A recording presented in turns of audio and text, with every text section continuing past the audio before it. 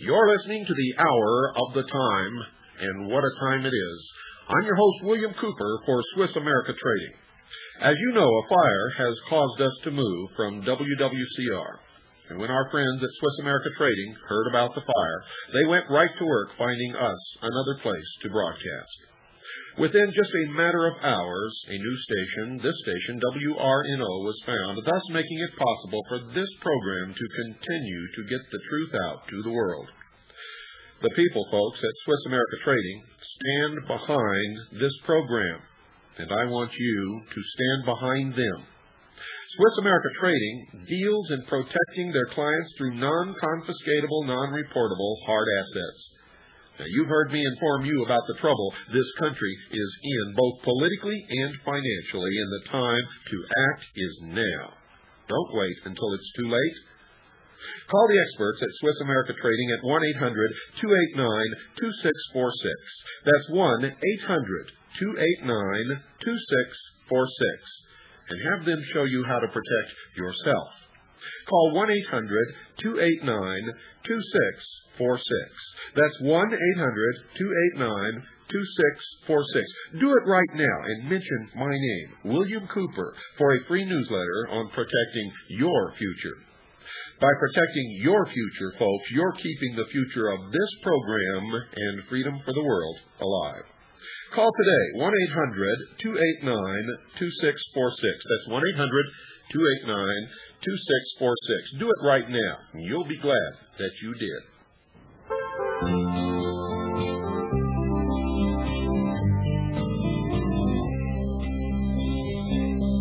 In the mountains up near Sandpoint, north of Naples, Idaho, eagles gathered there together to guard the truth, so you might know.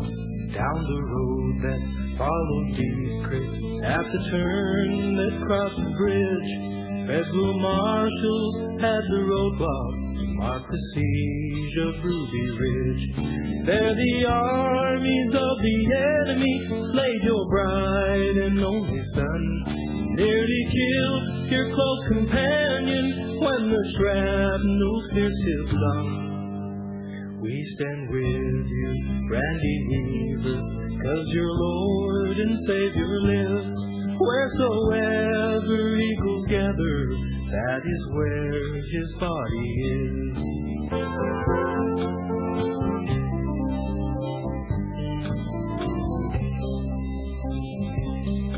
On that evening, late one August, you were forced to take your stand.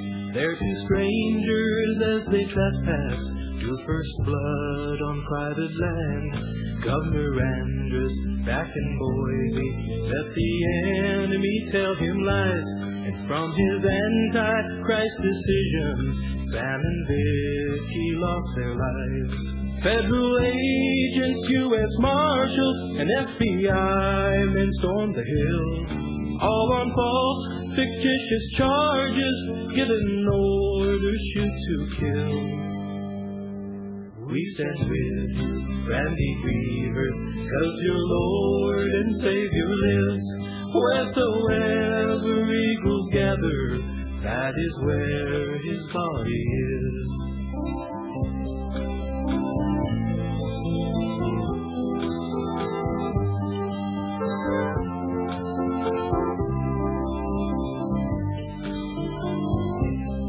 Though the armies of the enemy may surround us in the night.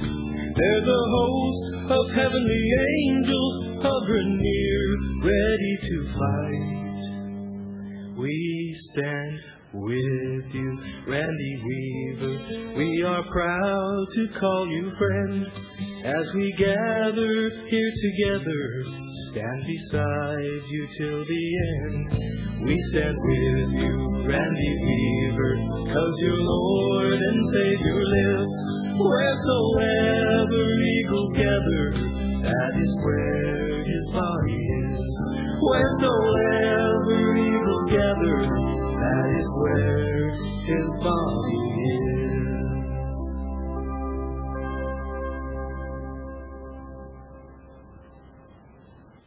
Rapid delivery of World of Radio to WRNO is made possible by a grant from George Thurman.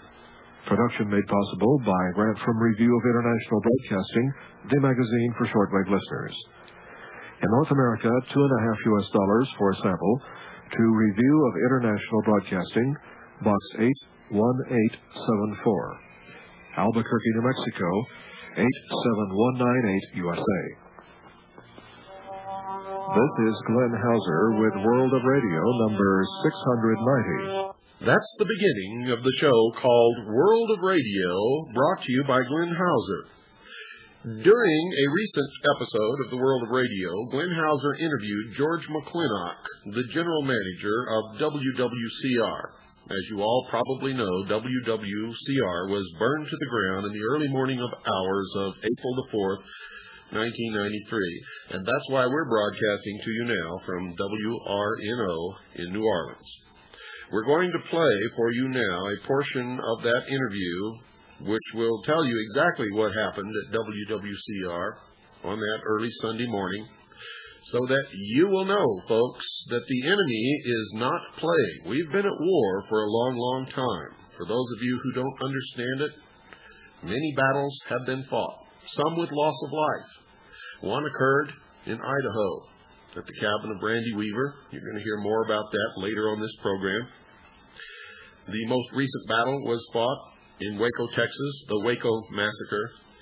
And every time I go on the air, folks, I am fighting a part of that battle, and so are many others. So if you weren't aware of it, listen closely. We would like to thank Glenn Hauser for his permission to use this segment of his radio show, The World of Radio.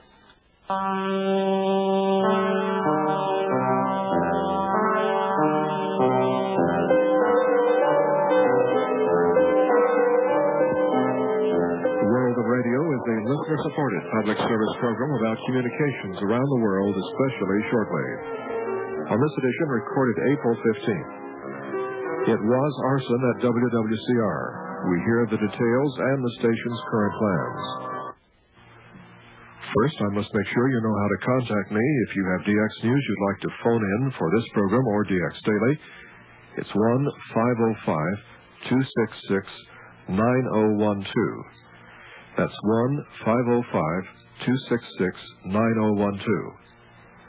And the P.O. Box in Albuquerque is 81874, Albuquerque, New Mexico, 87198, USA. I've also arranged for fax, not at the same phone number as I had previously planned, but at a different number. This is an organization which is willing to receive fax messages from me. However, it's rather inconveniently located, and I probably won't be picking them up every day. I will make a point of putting them at least on Mondays and Thursdays around midday. If you want to time your fax transmissions, you can send them anytime during the 24 hours, and be sure each page is headed for the attention of Glenn Hauser. The number is 505-237-1042. Now, if you're in the U.S. and you think you just got to fax me something, you might reconsider. Perhaps it would do just as well to send it in the U.S. mail. It would still get to me in perhaps 3 or 4 days. But from overseas, it should be especially useful to expedite the arrival of DX News for this program or DX Daily. Again, the fax number, 505-237-1042. But this won't be in effect until Monday, the 19th of April. It's time for an update on the situation at WWCR Nashville, both on their latest plans for coming back and on the investigation into the fire. On Thursday, April 15th, I talked to General Manager George McClintock. The building at this moment, of course today is Thursday afternoon, it's got about little tiny walls standing, and everything else has been leveled and hauled away in big giant trucks. The transmitters were hauled away yesterday, and they worked until about 7 o'clock tonight. They've also leveled the land for our temporary building. So both of those will begin momentarily as soon as all this demolition takes place. Temporary building is going up pretty quick. We should have both transmitters online, I'd say 5-6 weeks. They're being built at Continental right now. The antennas were basically undamaged. There were some minor problems, but nothing of major importance. Everything was destroyed. Best guess that everybody can make on it is a gallon of gasoline on a certain portion of the building, around the backside between two air intakes where it was fairly well protected from visible aspects. Of course, in the future we will have surveillance systems out there and alarms running continuously and continuous recording and remote monitoring sensors. So I think our security will pick up 1,000% after this particular problem. So are you saying you're pretty sure it was arson, and were there traces of gasoline? No, they have not found traces of gasoline. The gasoline, when it's properly placed, of course, burns up. The fire was started on the outside, right where there is nothing, and it was a rather intense flame, enough to go up and melt the matching transformers insulators on the transmission line, actually melt them. There's nothing on the outside of the building that could produce that kind of flame. It proceeded inside the transmission line window, which is just a feed-through window for the RF. Went inside there, but first it melted the insulators on the outside, so you know it started on the outside. Then it proceeded to melt the window, which is space-age plastic, and then that pulled out because the transmission line was still connected. It proceeded in the window, up in the wall, into the ceiling, and proceeded to between the ceiling and the roof, which is about 6, 7, 8 inches. I don't know exactly, maybe 8 or 10, probably 8 or 10 inches.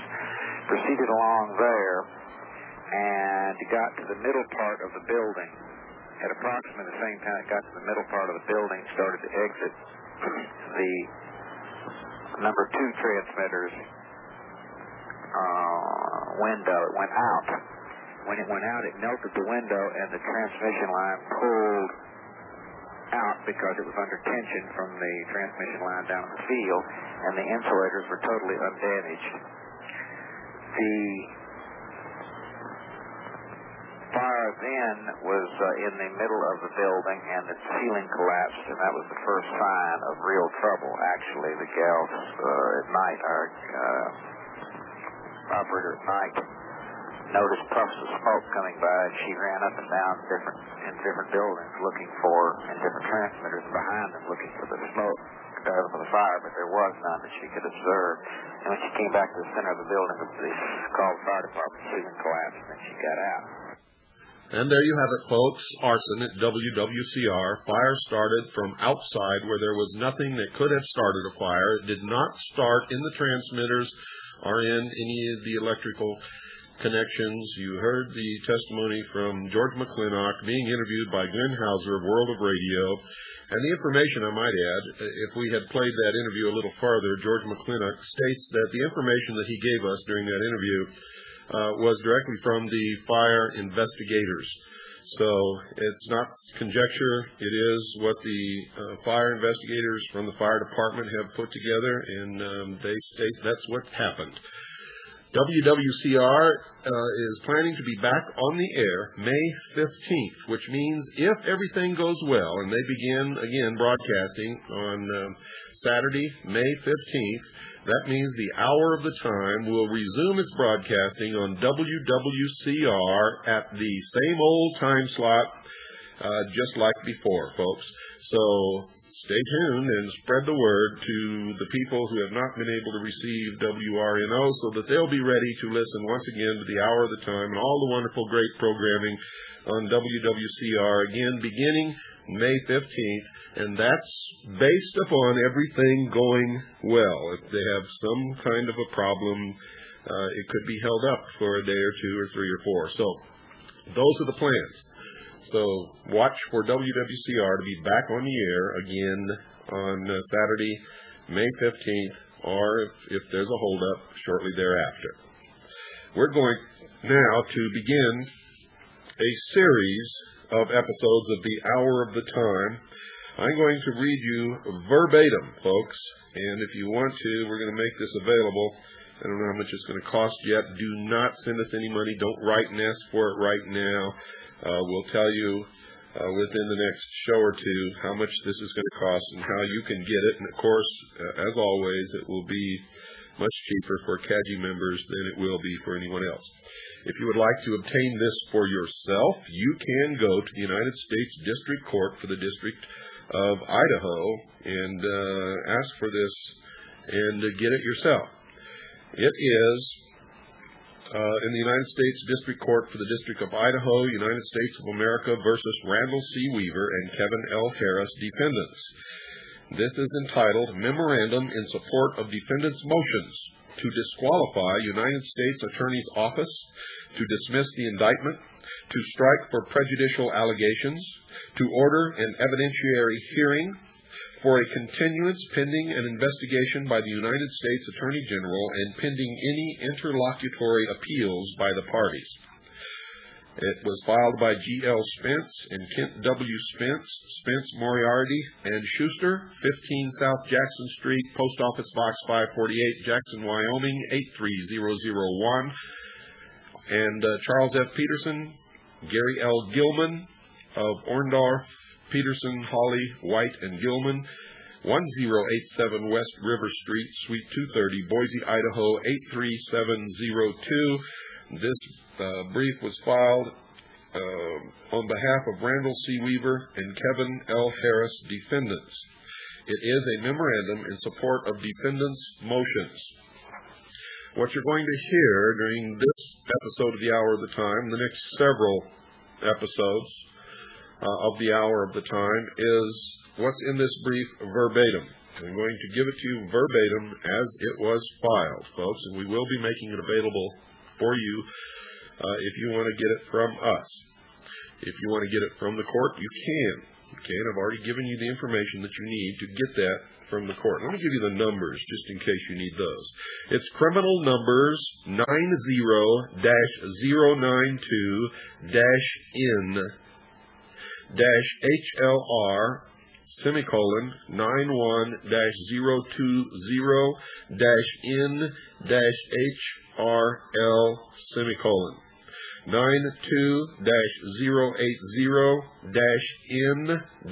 92-080-N-HLR and 92-081-N-HLR period. Make sure you don't miss tonight or the next few episodes of the Hour of the Time. These will be rebroadcast on WWCR. The facts.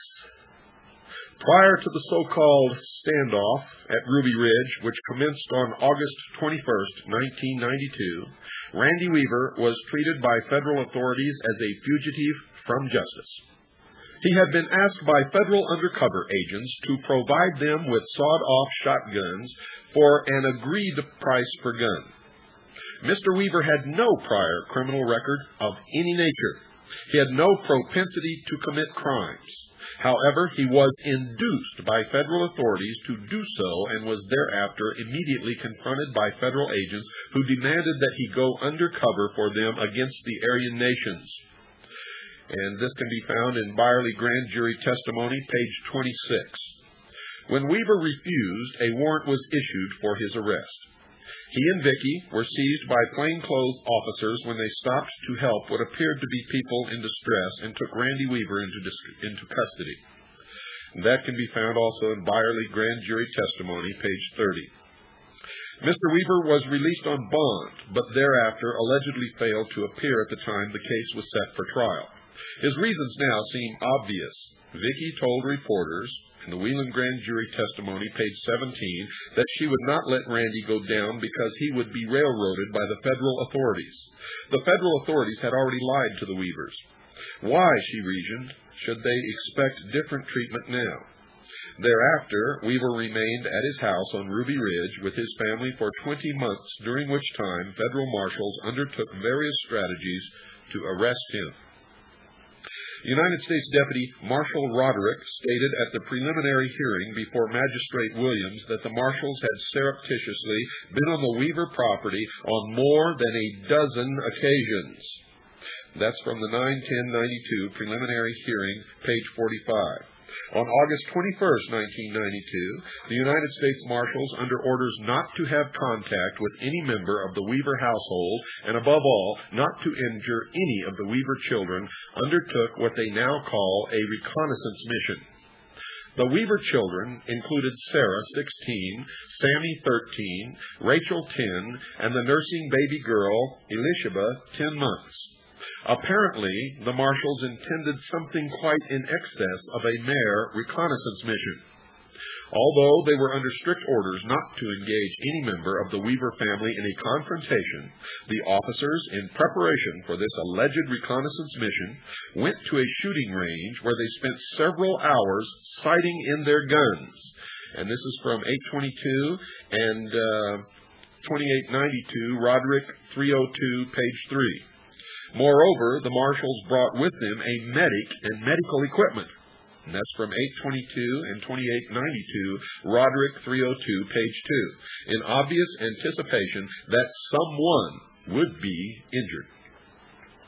The marshals knew from their investigation that the Weavers had several times confronted people on their property whom the Weavers suspected were U.S. Marshals intent on arresting Randy Weaver. That's from Roderick 9/10/92, Grand Jury Testimony, page 31.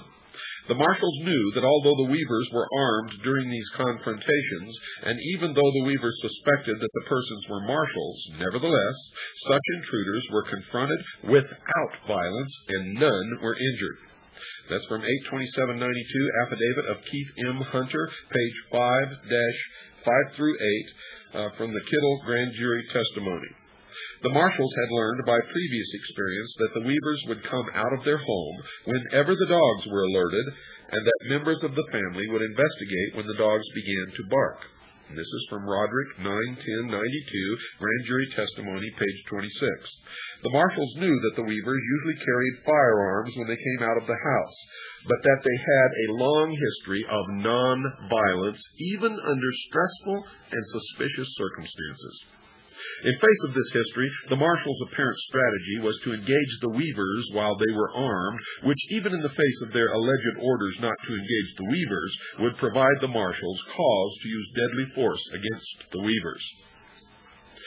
On August 21st, 1992, the marshals divided themselves into two teams. Deputy Marshal Roderick sent one team to an area identified as the Y, while the other team, consisting of Roderick, Deegan, and Cooper, entered the Weaver property. Roderick now admits that his team was throwing rocks toward the Weaver house, and this is taken from Roderick Grand Jury Testimony, page 40, thus taunting the dogs. Later, contrary to these admissions by Roderick, Marshal Jack Clough of Moscow, Idaho, told the press that the Weavers had loosed their dogs on an approaching vehicle, and this is from Bonner's Ferry Herald, entitled Clues at Weaver Cabin by Mike Wayland. The dogs were disturbed by the marshals' rock throwing, and the prelude to the forbidden confrontation began. The marshals ran, and as must have been fully anticipated, the family golden Labrador started to follow the trail. This is from 822 and 2892, Roderick 302, page 7. But having already anticipated that the lab would follow, the marshals had pre-armed Marshal Cooper with a 9mm submachine gun equipped with a silencer for the confessed purpose of shooting the dog. From Roderick Grand Jury Testimony, page 49. As must have been fully anticipated by the marshals, when the dogs began to bark at the taunting officers, Kevin Harris, Randy Weaver, and his 13-year-old son, Sammy Weaver, came out of the house to determine the cause. Also, as fully predicted, the Weavers carried along their hunting long arms. And that's from 82792, Affidavit of Keith Hunter, pages 5 through 7.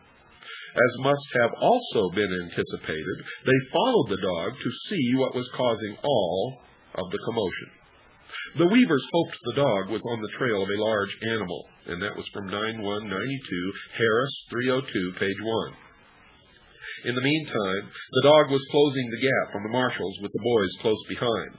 In accordance with their plan, the marshals took hiding places in the heavy trees and undergrowth along the road and waited for the dog and the two boys to come running by. That's from 822 and 2892, Roderick 302, page 7. They undoubtedly expected Randy Weaver to be with them. Instead, as we have seen, only Kevin Harris and the boy were following the dog. 822 and 2892, Roderick 302, page 7. The dog passed Cooper, but the boys were close behind the dog, so Cooper elected not to shoot the dog because, as he admitted, if he killed the dog, I believed it would precipitate a firefight. This is from the preliminary hearing, Cooper, page 240, 9/11/92. Cooper said, quote, "I just can almost feel the bullets flying at any time," unquote. From the Cooper Grand Jury Testimony 9/15/92, page 26. He let the dogs pass and took deeper cover in the trees behind Deegan. The dog then passed Roderick and continued up the road 20 to 30 feet. From Roderick 9/15/92, Grand Jury Testimony, page 53. Since Cooper had not shot the dog as planned, Roderick now fired. Roderick 9/15/92, Grand Jury Testimony, page 54. The bullet shattered the dog's spine and the dog let out a yelp. Weaver's Harris statement, page 1, back. Since it was shot through the spine, 8/24/92, Dr. Roland Houston Hall, 302. It likely cried out in great pain, pulling itself about on its front legs for some time before it died, during all of which time the dog was in plain view of the boys. This is from Roderick 9/15/92, Grand Jury Testimony, page 56. Thus a confrontation, contrary to the marshal's orders, was fully assured. Indeed, a forbidden confrontation with one of the Weaver children. To the horror of 13-year-old Sammy Weaver, he saw a man in a full camouflage suit brutally shoot his dog. This is from Weaver's Harris Statements, page 2. Roderick testified that up to this point, no one he could identify had fired at the officers. Hence, by Roderick's admission, the first shot was fired by Roderick when he shot the family pet. When Sammy saw his dog shot, he yelled, quote, "You shot Stryker, you son of a bitch," unquote. Thereafter, Sammy fired his gun, a .23 caliber Mini 14, in Roderick's direction. This is from Weaver Harris Statement, page 2. There is no allegation or suggestion in this case that the boy hit anyone. In the meantime, the officers opened fire with their fully automatic weapons and submachine gun. Kevin Harris said he saw spent brass cartridges flying around and smoke puffs in the bushes where the marshals were hiding. 9/1/92, Harris 302, page 2. At the same time, Harris says he saw Sammy running toward home with his back to the officers. The child was crying out in pain, having been hit in the arm by the marshal's fire. Harris says he heard Randy Weaver, who was out of sight of the shooting, call to his son to come home. That's from 9/1/92, Harris 302, page 2. Then Harris heard the boy call back, quote, "I'm coming, Dad," unquote. Weaver's Harris Statement, page 1, back. Those were the last words Sammy ever spoke. There was a lull in the shooting. Then there was another shot, and Sammy cried out, and then there was silence. 9/1/92, Harris 302, page 2. Seeing that Sammy had been shot, and fearing for his own life, Harris opened fire in the direction of those who had been shooting from the bushes. He believed he shot the officer who had been firing at Sammy. Weaver's Harris statement, page 2. After that, Harris made his way up to Sammy's body, examined the boy's body, and found that he was dead, shot through the back as he ran home. Harris, 9192-302, page 3. Don't go away, folks. This is hot stuff. We'll be right back after this very short pause. William Cooper, folks, for Swiss America Trading Corporation. Now, if you followed my broadcast for any length of time, and we've been on since May the 4th, 1992, you know I've been bringing you news of the world, mostly without sponsorship. In part, I've been leery of allowing just any corporation or any business or any company or any person to buy time on my show, and many people made application, and they were all refused except for two, the Pilot Connection and Backwoods Home Magazine. And if you've listened to the show, you know that they only sponsored a couple of episodes each. Well, Backwoods Home Magazine will be back with us in the future. But I'm proud to announce a new alliance with Swiss America Trading Corporation. And Swiss America Trading Corporation and myself are committed to preparing my listening audience for the upcoming economic trauma. And believe me, folks, it's coming. For over 11 years, Swiss America has been supplying over 10,000 clients with hard assets and constant information on how best to protect those assets. And for a limited time, interested listeners can receive a complimentary newsletter if you just mention my name, William Cooper, and ask for the information on, quote, protecting your future, unquote. Now, I've read this, folks, and it's packed full of information that you need to know. It doesn't cost you a thing. Call 1-800-289-2646 right now. Don't procrastinate.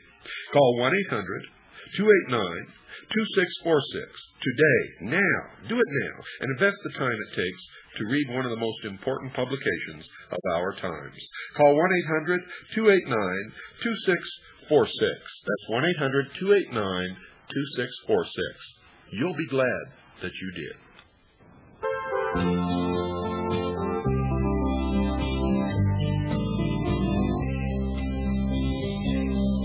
In the mountains up near Sandpoint, north of Naples, Idaho, eagles gathered there together to guard the truth, so you might know. Down the road that followed Deep Creek, at the turn that crossed the bridge, federal marshals had the roadblock to mark the siege of Ruby Ridge. There the armies of the enemy slayed your bright and only son, nearly killed your close companion when the shrapnel pierced his lung. We stand with you, Randy Weaver, 'cause your Lord and Savior lives. Wheresoever eagles gather, that is where his body is.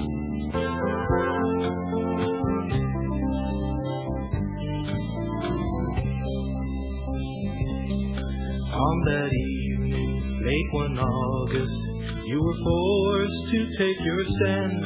There two strangers as they trespassed drew first blood on private land. Governor Andrus back in Boise let the enemy tell him lies, and from his anti-Christ decision, Sam and Vicky lost their lives. Federal agents, U.S. Marshals, and FBI men stormed the hill, all on false, fictitious charges, given orders shoot to kill. We stand with you, Randy Weaver, 'cause your Lord and Savior lives. Wheresoever eagles gather, that is where his body is.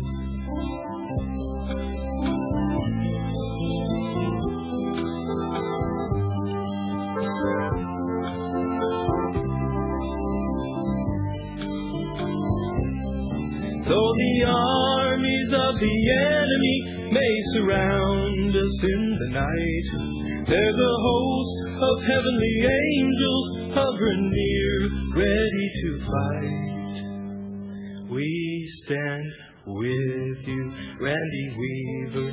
We are proud to call you friend. As we gather here together, stand beside you till the end. We stand with you, Randy Weaver, 'cause your Lord and Savior lives. Wheresoever eagles gather, that is where his body is. Wheresoever eagles gather, that is where his body is.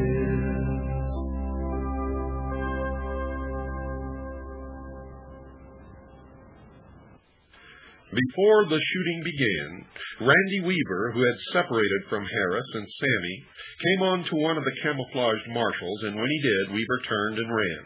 By the time the shooting started, Weaver was out of sight of the Y, running toward the house and calling out to his son to come home. He fired his shotgun into the air and later his pistol, attempting to get the boy's attention. He finally heard his son cry out, quote, "I'm coming, Dad," unquote, from Weaver's Harris statement, page 1 and 2 back. Then Randy Weaver ran on to the house and waited. When the boy did not show up, Randy shot more rounds into the air, trying to attract the boy's attention. Weaver's Harris statement, 1 and 1 back. After the smoke cleared, the U.S. Marshals realized they were in serious trouble. William Deegan, their colleague, was shot through the chest and had died. A child was dead along with the child's dog. Both child and dog were shot in the back. 8/25/92 autopsy report of Samuel Weaver. 8/24/92 Dr. Roland Houston Hall, 302.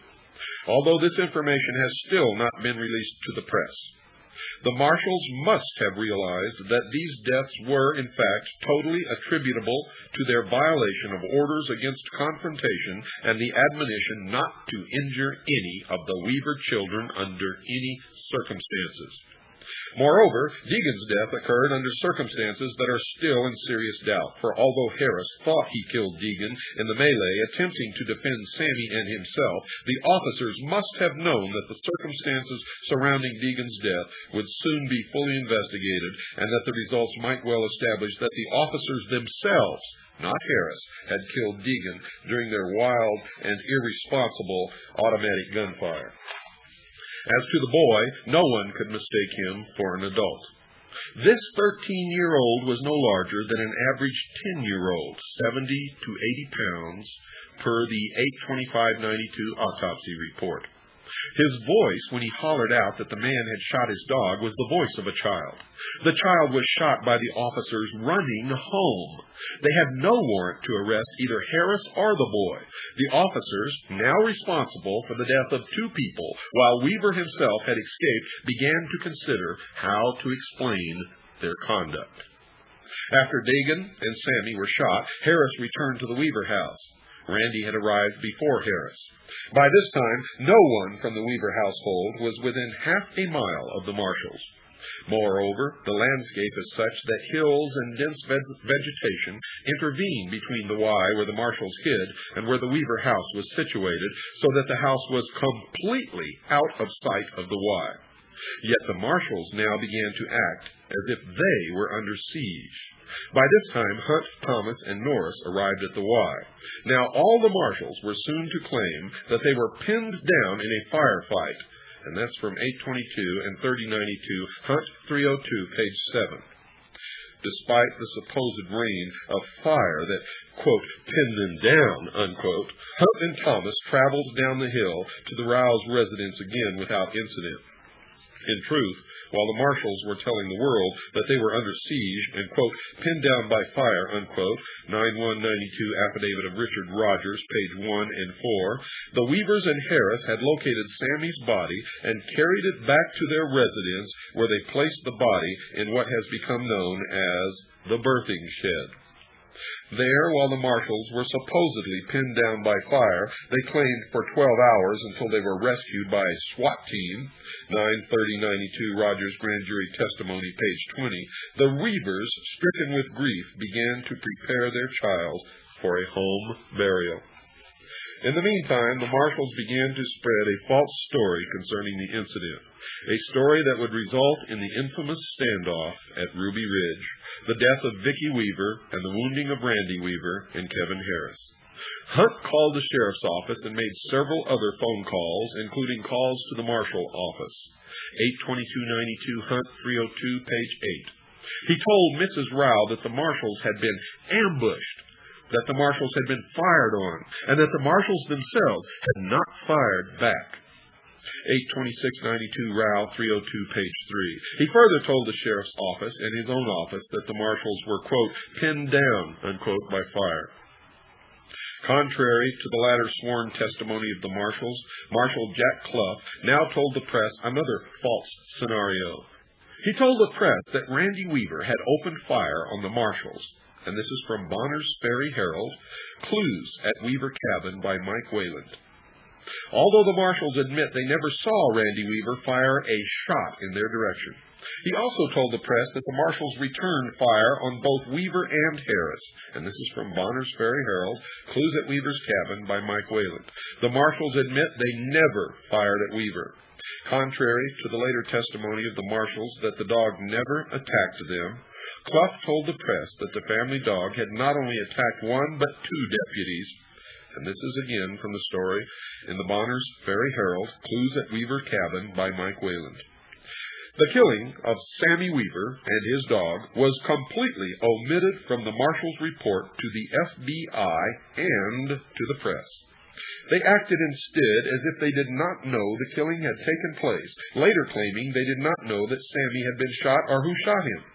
Yet the boy screamed out when he was hit and laid on the ground in a pool of his own blood until his body was removed. In fact, law enforcement officials tested the ground for blood in the area where the child's body had lain. The Washington, D.C. office of the U.S. Marshals called in the FBI. This office conveyed the same false story that the marshals were currently pinned down by fire and were under siege, and that a U.S. Marshal had been murdered. 9/30/92, Rogers Grand Jury Testimony, page 12 and 13. The FBI mobilized, calling in their crack hostage rescue teams from around the country. They deployed snipers. They called in the National Guard. Armored personnel carriers were sent to Ruby Ridge. Officers from Spokane, Salt Lake City, and Washington, D.C. were mobilized. Hundreds of specially trained agents began to arrive at the scene. Two large government transport planes brought in equipment of all kinds, a helicopter, radio and TV equipment, a robot, and hordes of other equipment. The Red Cross was called in to set up facilities to feed the officers and men. Units of the National Guard were mobilized. What a few hours before had been a peaceful little mountain home was overnight literally turned into a war zone, some claiming there were as many as 400 men with their arms and other war equipment at Ruby Ridge. Based on the false information given them by the marshals, the heads of the FBI teams now briefed their snipers that this was a continuing firefight. And that's from the Rogers Grand Jury, page 14. As is now undisputed at the time of the shooting, Vicky was at the house with her baby. But the marshals told the FBI, and the FBI told its snipers, that the real force behind the Weavers was Vicky Weaver herself.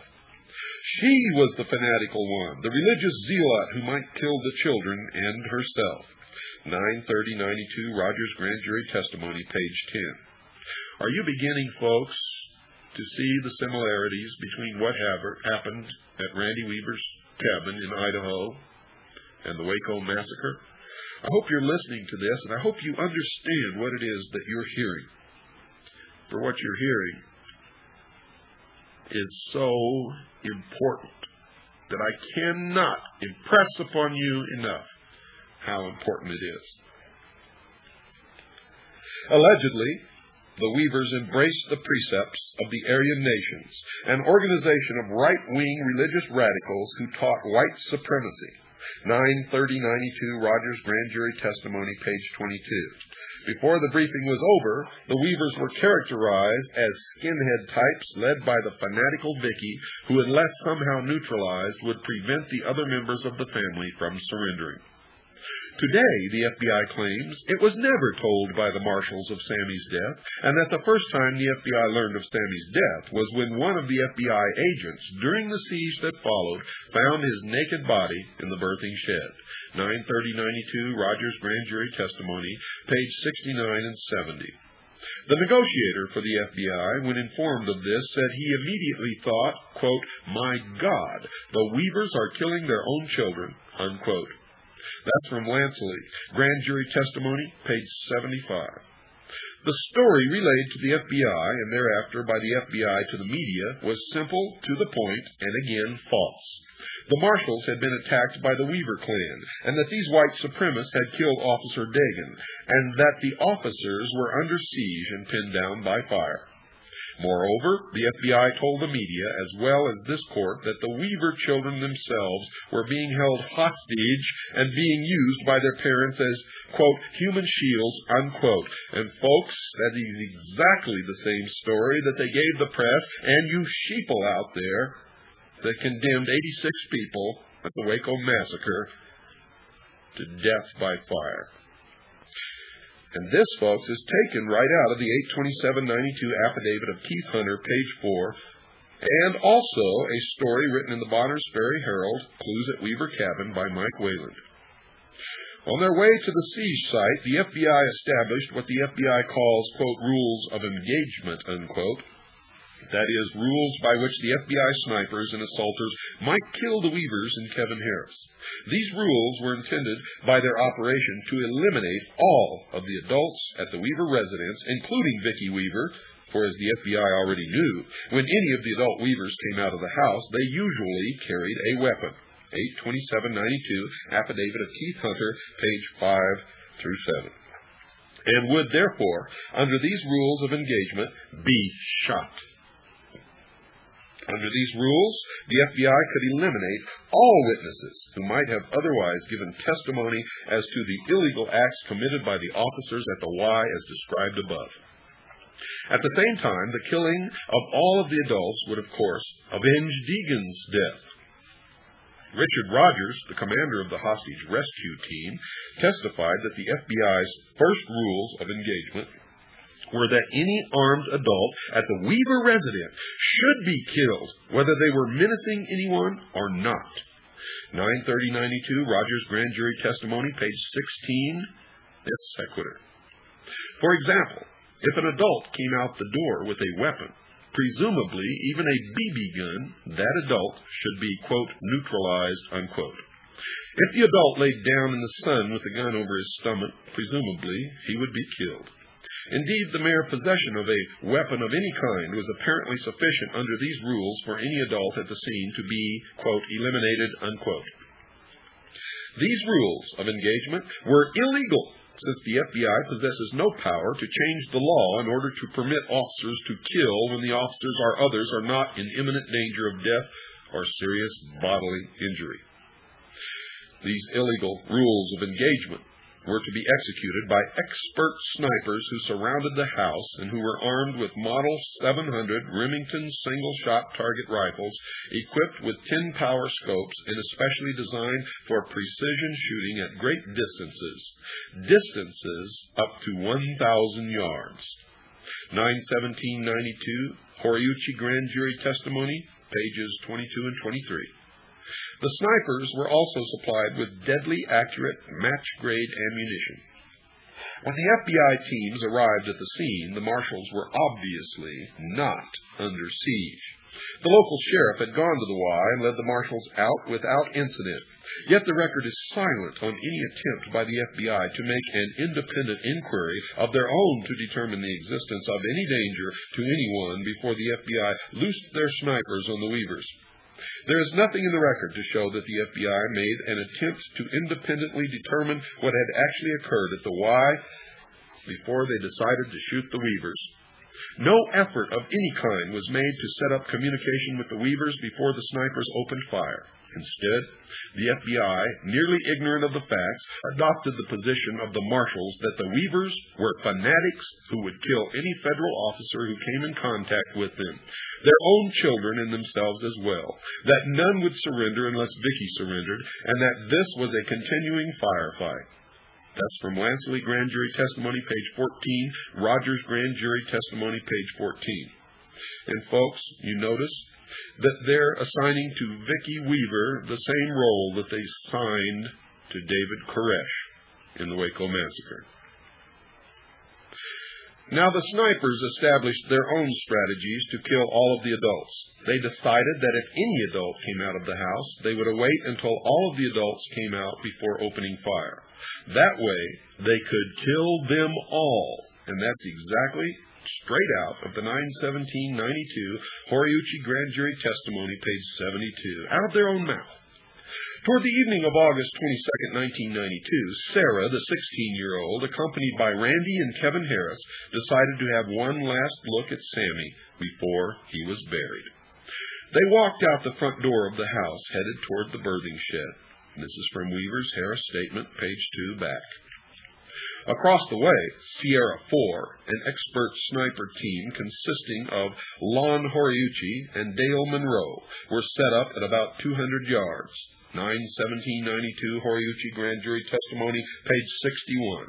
Horiuchi said he saw the three come out of the house. He did not realize that the female was Sarah.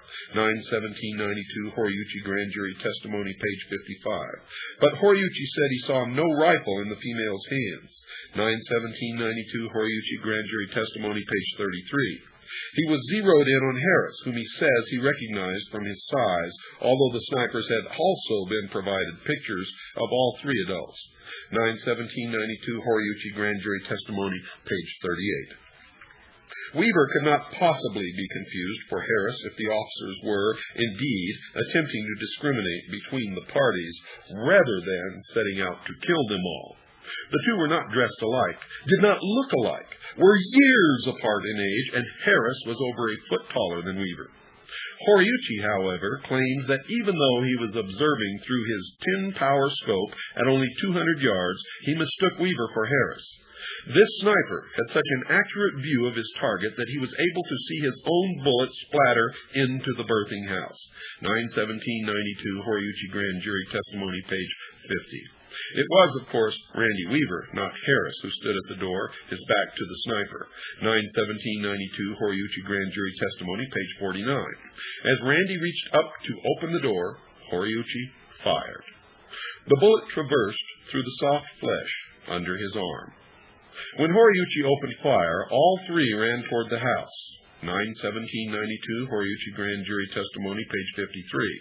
Horiuchi says he followed Harris in his scope, that Harris was bringing up the rear. 9/17/92 Horiuchi Grand Jury Testimony, page 54.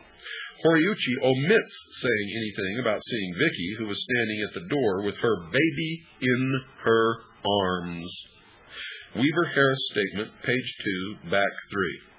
The door had a window in it, and Vicky would have been clearly visible through Horiuchi's 10-power scope. Horiuchi now claims he shot Vicky by mistake. 9/17/92 Horiuchi Grand Jury Testimony, page 70. But the wounds on Vicky show that the bullet entered Vicky's head first, at the cheek, went through the mouth and tongue, blew through the jawbone, cut the carotid artery. 8/31/92 Autopsy Report on Vicky Weaver. And if indeed the same bullet hit Kevin Harris, it hit him secondarily.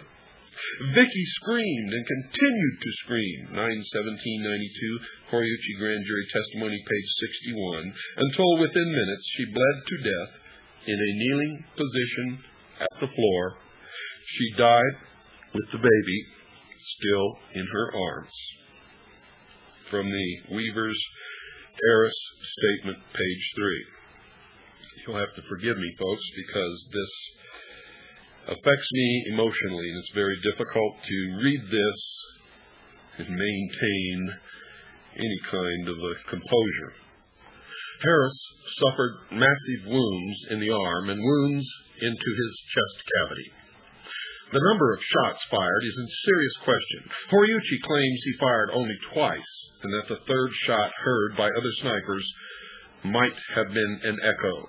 9/17/92 Horiuchi Grand Jury Testimony, page 63. As to the killing of Vicky, Horiuchi seemingly believed that Sarah was Vicky. When Sarah ran into the house, so far as Horiuchi was concerned, it was Vicky running into the house. When Vicky stood holding the door open, her head in plain sight, he shot Vicky, who was an easy standing target. The FBI now faced a serious problem. They had killed an unarmed mother standing at the door with her baby in her arms. They had no warrant for Vicky and were not likely to ever get one. 9/30/92, Rogers Grand Jury Testimony, page 30. Moreover, the FBI had discovered that Vicky had not been involved in the shooting at the Y. 9/30/92, Rogers Grand Jury Testimony, page 30. It appears, therefore, that after Vicky was shot, the officers realized they had no legal or moral justification for having killed Vicky. Good night, folks, and God bless you all.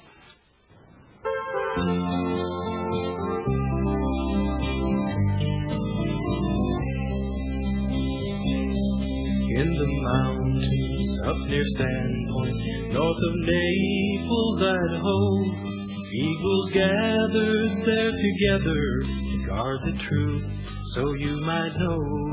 Down the road that followed Deep Creek, at the turn that crossed the bridge, federal marshals had the roadblock to mark the siege of Ruby Ridge.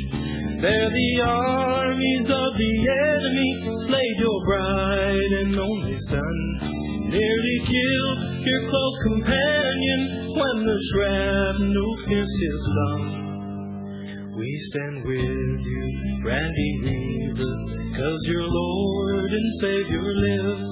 Wheresoever eagles gather, that is where his body is.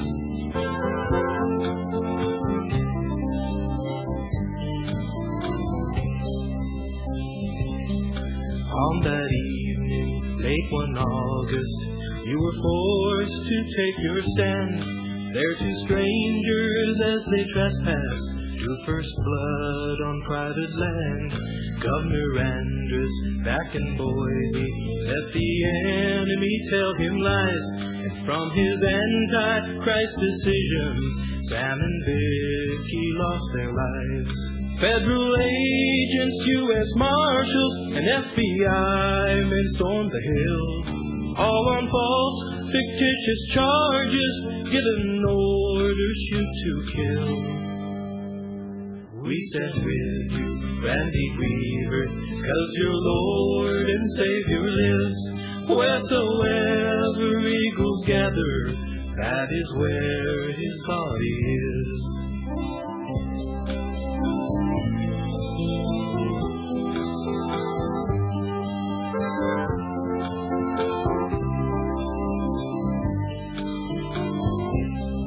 Though the armies of the enemy may surround us in the night, there's a host of heavenly angels hovering near, ready to fight. We stand with you, Randy Weaver. We are proud to call you friend. As we gather here together, stand beside you till the end. We stand with you, Randy Weaver, 'cause your Lord and Savior lives. Wheresoever eagles gather, that is where his body is. Wheresoever eagles gather, that is where his body is.